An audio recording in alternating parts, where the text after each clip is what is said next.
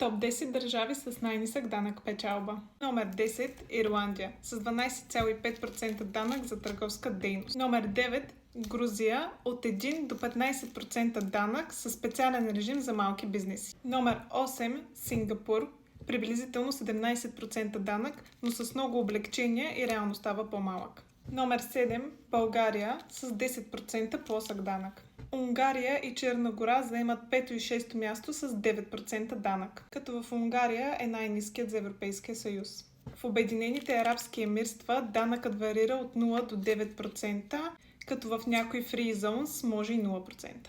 Топ 3 място заемат Бермудите с 0% корпоративен данък. Топ 2 – Каймановите острови с 0% данък печалба. И първо място в класацията ни заемат Бахамските острови с отново 0% корпоративен данък. Последвайте, ако искате да продължим да си говорим реално за парите ни.